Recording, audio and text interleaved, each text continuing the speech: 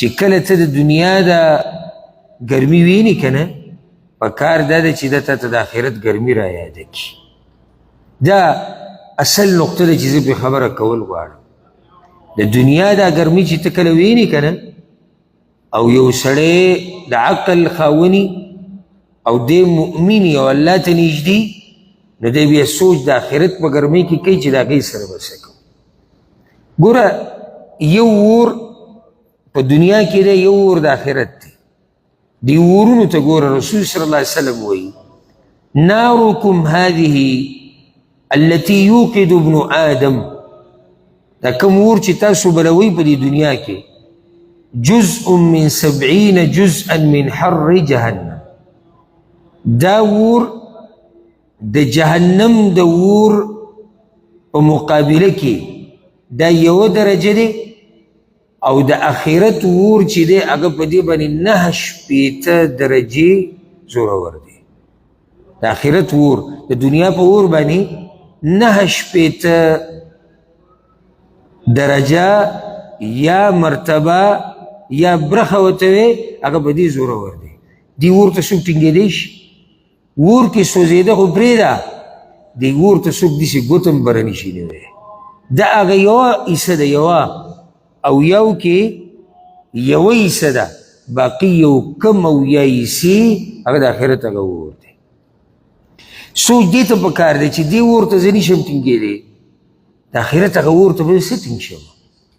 زه دې ګرمۍ ته نشم ټینګېدی، دې د دنیا دې ګرمۍ ته چې ما سره سوری هم شتي، ما سره پنکه هم شتي، ما سره یخې اوبه هم شتي، ما سره ایسی هم شتي، ما سره ونه هم شتي، بوټې هم شتي، هر څه شتي، او زه بیا هم دې اور ته دې ګرمۍ ته نشم ټینګېدی، د آخرت د ګرمۍ سره به څه کړي؟ موږ لویه منډه دا ده چې یاره دنیا کې به موږ څنګه سهولیات پیدا کوو او چې کینو خبر هم د سهولیاتو کوو. وګوره پلانې قوم څومره مخکې لاړ، وګوره پلانې قوم دا ښه خبرې دي. اوس هم که د دې په څنګ کې موږ دې ته هم سوچ وکړو چې د دنیا د ګرمۍ د مقابلې دپاره خو موږ څه نه څه پیدا کوو، د آخرت د ګرمۍ د مقابلې دپاره ته څه پیدا کړي دي؟ د هغه جهنم د اور سره به څه کړي؟ په هغه ورځ به ته څه کې؟ رسول صلی الله علیه وسلم حدیث کوي او دې ته غوږ کښېږدئ. اوږد حدیث دی، زه یو ټوټه تاسو ته بیانومه او دې ته غوږ کښېږدئ. رسول صلی الله علیه وسلم وایي تدنى الشمس يوم القيامة من الخلق، دا قیامت په ورځ به دا نور الله رب العزت دې مخلوق ته رانږدې کړي. دا نور ګوره اوس موږ نه ډېر لرې دی، سم لرې دی زموږ نه، او بیا موږ دومره په عذاب کړي وو. دا نور به الله رب العزت دې مخلوق ته رانږدې کړي حتی تکون منهم کمقدار میل، د یو میل په فاصله کې به شي، د یو میل.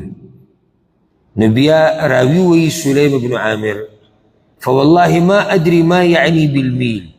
اوس دا ما ته پته نشي چې رسول صلی الله علیه وسلم د دې میل نه کم میل مراد اخیستی دی، ځکه چې میل عربي کې وویلی شي نو دا 2 دي.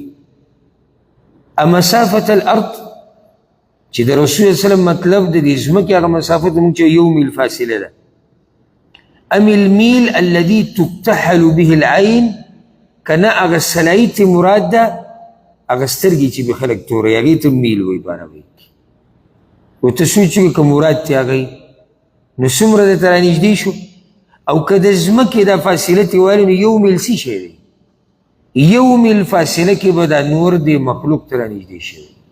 قال رسول صلی الله علیه وسلم فیکون الناس على قدر اعمالهم فی العرق، دا خلق به په دې خولو کې د خپل عمل په اندازه باندې ډوبي، یعنی څنګه چې ستا عمل دی دقه شان تا سره کېږي. وما ربک بظلام للعبید، او رب ستا ګورې چا سره ظلم نه کوي. ګورې څه چې ما ورته کوو که نه هم هغه راته میلاویږي، نه پکې کمی کېږي نه پکې زیاتې کېږي. ها لا دا د الله مهرباني ده چې ډېر څه به راته پرېږدي او پرېښودي دي، خو زیاتې الله چا سره نه کوي. ځکه قرآن کې الله وایي من جاء بالحسنه فله 10 امثالها، چا چې نیکي راوړه یو نیکي 10 چنده ثواب د هغې نه هم زیاتوي، 200 ته یې رسوي د هغې نه هم زیاتوي په یو نیکۍ. او چې چا یو ګناه راوړه فلا یجزا الا مثلها، نو د ګناه په بدله کې یو ګناه شمارلی کېږي.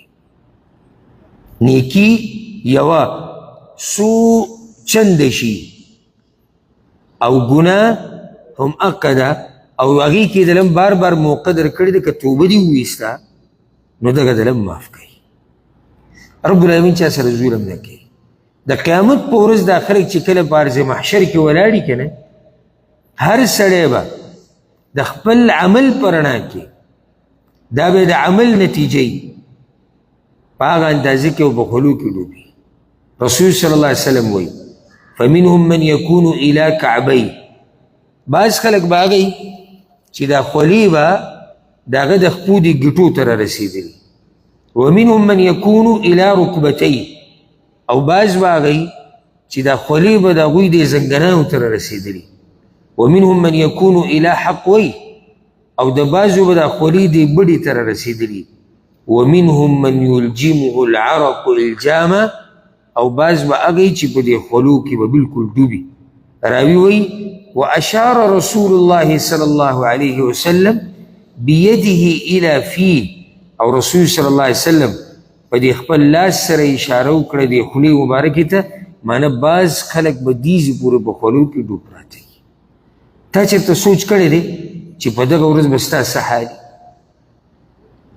تا د هغې ګرمۍ نه د بچ کېدو څه اسباب خپل کړي دي که نه؟ موږ صرف دقې پورې نښتي یو چې د دنیا دا سهولت ما ته میلاو شو، او میلاو شو تا ته ځه، میلاو شو تا ته د دنیا سهولت، او ته د دنیا نه لاړې، د ګناهونو ګوډې لاړې، د دې دنیا د سهولت تاله څه فایده درکړه؟ هغه حدیث کې دی چې تاسو ته یاد دي، رسول صلی الله علیه وسلم وایي قیامت په ورځ به یو سړی راوستی شي جهنمی، او هغه د دنیا چې کم نعمتونه دي، کم نعمتونه هغه د هغه سره و، یوه غوپه به الله رب العزت په دې جهنم کې ورکړي، یوه غوپه. بیا به ده ته وایي تا چېرته راحته لیدلې ده؟ دی به وایي چې نه الله ما چېرته راحته نه ده لیدلې. شپېته اویا سل 200 300 زر کاله یې په راحته تېر کړي دي د جهنم یوې غوپې ته، هغه هر څه هېر کړو. بیا به راوستی شي هغه انسان چې جنتي دی او ټول عمر یې سختې تېرې کړي دي، امتحانونه پرې راغلي دي، یو نعمت کم بل کم بل کم، بیماریان او یو مسله او بله مسله، د الله دپاره یې سختې تېرې کړي، خو دیندار و. دله به په جنت کې اول یو غوپه ورکړی شي.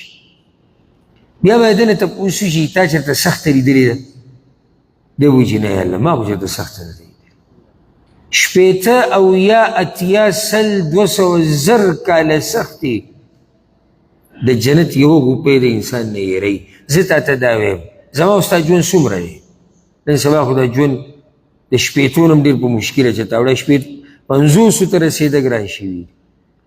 که تا سهولت را پیدا کو، ښه عیسیان، ښه مال، ښه تا د دې نه څوک نه منع کوي. منع کوي د هله چې کله د دې په څنګ کې تا نه آخرت هېر دی، او تا دا ژوند ټول په دې عیسیانو کې تېر کو، او په محلاتو کې دې تېر کو، په قلاګانو کې دې تېر کو، په بنګلو کې دې تېر کو، او والعیاذ بالله دا سړی لاړ جهنم ته. د کم راحت څکلی دی؟ کم راحت یې موندلی دی؟ یو سړی دی غریب دی، دینداره سړی دی خو غریب دی، امتحان دی، خبرې د نصیب او د تقدیر دی، رزق یې تنګ دی، پنکه نشتی، ایسی نشته، او داسې شتې ډېر دي زموږ په دې معاشره کې. د ما ورته یې پېژني د پنکې اوسې نه رسي، داسې دومره اوسې نه رسي چې په دې سرې صحیح د هغې لاندې کښېني، څوک په خیمو کې پراته دي، څوک په فوټپاتو پراته دي، او دا سړی جنت ته لاړ. ته کومه سخته تېره کړې ده؟ هېڅ سخته یې نه تېره کړې. که غواړئ چې د آخرت د سختو نه الله وساتي، نو د هغې دپاره به محنت هغه ته په دنیا کې کوي. هغه ورځ هغه خپلې مخې ته یادې ساته. رسول صلی الله علیه وسلم وایي جهنم یو پیر شکایت وکړو الله ته او شکایت یې دا وکړو چې یا الله اکل بعضی بعضا، زما بعض لګیا دی بعض خوري، یعنی اور لګیا دی یو بل خوري. کله چې دا اور تیزي ډېر که نه دی یو بل خوري. وی الله وله د دوو ساګانو اجازت ورکړو، د دوه ساګانې اخیستی شي. نو د تاسو چې کوم یخوالی محسوسوئ او ګرمي محسوسوئ دا دغه ساګانو د لاسه، د کوم جهنم د سا د پرېښودو د لاسه چې موږ دلته دومره ګرمي محسوسوو، دې جهنم ته چې یو سړی ولیږي د هغه به څه حال وي. دا چېرې دې ته سوچ کړی؟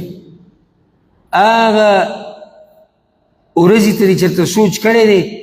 الله وایي په قرآن کې یوم یقوم الناس لرب العالمین، په هغه ورځ چې خلک به ودرېږي خپل رب ته. تا چېرته سوچ کړی چې په دغه ورځ به ستا څه حال؟ عبدالله بن عمر وایي رضی الله عنهما، امام ابن حبان دا حدیث راوړی دی، رسول الله صلی الله علیه وسلم وایي ویوم یقوم الناس لرب العالمین، په کومه ورځ چې به خلک الله ته ودرېږي فی یوم کان مقداره 50,000 سنه، د هغه ورځې اندازه چې دا هغه 50,000 کاله ده. حتی ان الرجل یتغیب فی رشحه الى انصاف اذنیه، دومره اوږده ورځ ده او دا نور به دومره رانږدي چې یو سړی به په خولو کې د غوږونو د پوسکو پورې ډوب ولاړ. تاسې ته سوچ کړی دی چې په هغه ورځ به ته څه کې؟ او حدیث کې دا راځي، الله اکبر، رسول صلی الله علیه وسلم امام حاکم راوړی او دا دغه خبرې سره برابر بالکل مناسب هغه حدیث مخې ته راغی چې په هغه ورځ به څه کوو. عبدالله بن عمر وایي وی رسول صلی الله علیه وسلم یو پیر تلاوت وکړو نو د سورة المطففین دغه آیت یې وی یوم یقوم الناس لرب العالمین، په کومه ورځ چې به خلک ودرېږي رب العالمین ته. وی بیا یې ووی رسول صلی الله علیه وسلم وی کیف بکم، په هغه ورځ به ستاسو څه حالي؟ اذا جمعکم الله کما یجمع النبل فی الکنانه، تاسو به الله داسې راجمع کړي لکه څنګه چې یو سړی غشي راجمع کوي. 50,000 سنه 50,000 کاله ورځ به ثم لا ينظر الله الیکم، او الله به د سره ګوري نه. په هغه ورځ به څه کوئ؟ 50,000 کاله او دا سخت او دا ګرمي، څه به کوې د هغه ورځې سره؟ دا سوچ یې راته کړی دی. دغه پرېږده، هغه لا وروسته ده موته ګرمي په دې دنیا کې په ځمکه د پاسه سره د دې وسایلو نشو برداشت کولی چې دې قبر کې دې دننه کېږي، دغه شان دې پرېږدي او هر طرف ته خاورئ او په دې ګرمۍ کې او قبر کې دننه بیا څه حالات دي او هغه د برزخ هغه سختې او هغه سوالات او جوابات او هغه عذابونه چې هلته کوم دي، د هغې سوچ دې چېرته کړی؟ لوی غم زما او ستا سره دا دی، ایسي لګوم په کمره کې، پنکه لګوم، تا چېرته د دې کندې او باره کې سوچ کړی دی؟ او کله چې هغه صحابي ښخ کړی شو نو رسول الله صلی ملګرو ته څه وویل؟ وی دا معمولي کنده مه ګڼئ ګورئ، دا یا د جهنم په کندو کې یو کنده ده یا د جنت باغچو کې یو باغچه ده. تا سوچ کړی دی چې ستا دغه کنده به څنګه وي؟ د هغه ځي د ښایسته کولو څه کوشش دې کړی دی؟ څنګه چې ما او تا پسته تولوي غواړو دنیا کې، په دې کې به ته په څه کې پروت یې؟ تا ته را پته شتې؟ حدیث کې راځي چې کله یو سړی جنتي دته په قبر کې د جنت تولوي هغه وغوړولی شي د الله له طرف نه. جهنمي دی د اور، تا چېرته د دغې تولوي او بسترې باره کې سوچ کړی؟ د دې باره کې دې سوچ کړی ما او تا په یو کمره کې چې څوک راپسې ورټاله کړي او غټه کمرې زمونږ ساوزي زمونږه په دې وړه کنده کې چې دی الله ته یوازې پرېږدي او تا سره څه نه وي، څه به کوې ته په هغه ځای کې؟ یوازې خبره دا نه چې دنیا کې ګرمي ده، د دنیا د ګرمۍ سره موږ لب جب کړی هم دی او لب جب ورسره کېږي، هېڅ تندر نه راولېږي، عارضي غونته کې سخته وي خو دغه ماسپښین لږ ګرمې بیا حالات برابر شي هېڅ هم نه کېږي. خو دغه ځي سره به څه لب جب کوې؟ ما په دې پوه کوي په قبر کې به ته څه لب جب وکړي؟ ته ما په دې پوه کړه چې کله الله ته ودرېږې که نه ته به په هغه ځای کې سلب جب وکړي الله به وکړي